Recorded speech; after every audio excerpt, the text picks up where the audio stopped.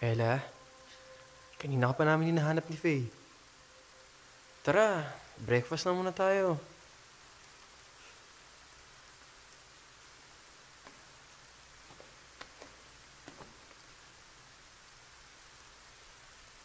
Ella, ano ka ba naman? Huwag kang mapapa-apekto sa kanila, ha? Insecure lang yung mga yun sa'yo. Hindi ka namin nahayaan na api-apihin lang nila.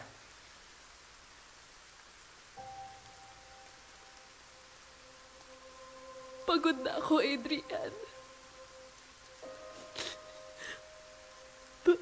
Pagod na akong matawag na weirdo, baliw. Pero tama naman sila eh.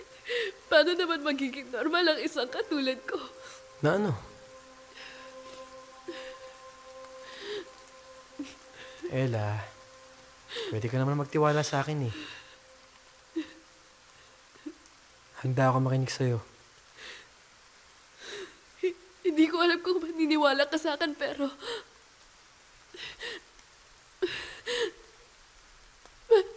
May third eye ako. Bata pa lang ako. Nakakakita na ako ng mga multo. Ibig sabihin, di na tayo lalaro? Di na tayo magkikita kahit kailan? Ella! Anak? Mami! Sino kausap mo?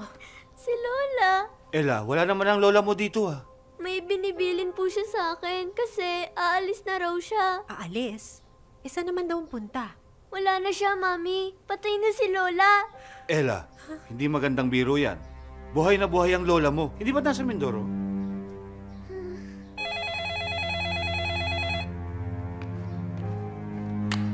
Hello? Ate Minda, napatawag ka.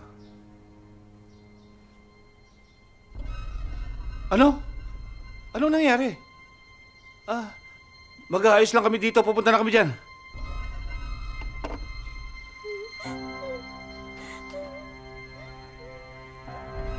Ella, tulungan mo naman ako.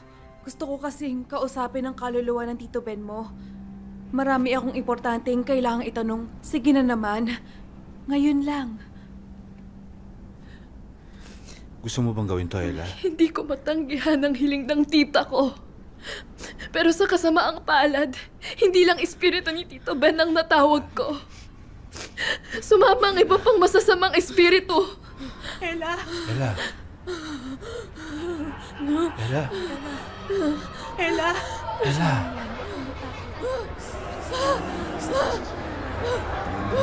Ella! Ella! Ella!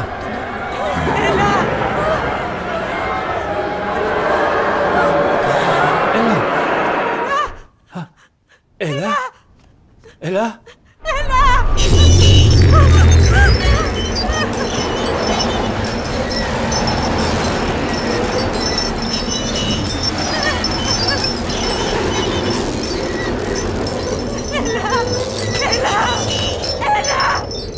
Ella!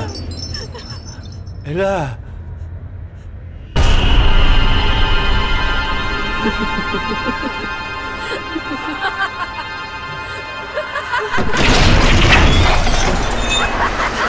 Ella!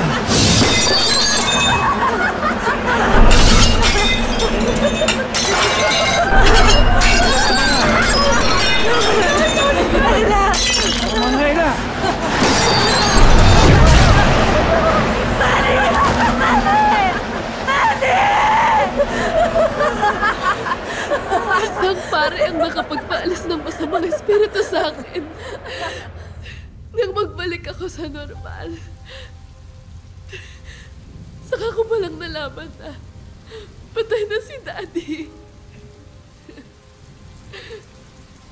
Hanggang ngayon, sinisisi ko pa rin ang sarili ko sa nangyari. Kaya mula nun, tinalikuran ko na yung kakaibang kakayahan ko. Pero di madali.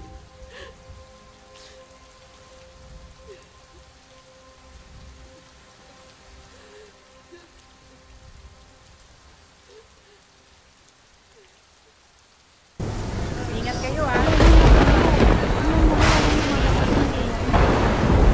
Sabi sa radyo may bagyo raw na paparating eh. O siya, mauna na kami ha. Sige. Ingat ha. Oo, sige. Sige, salamat. Sige ho. Sige. Text mo ko. Oh, sige.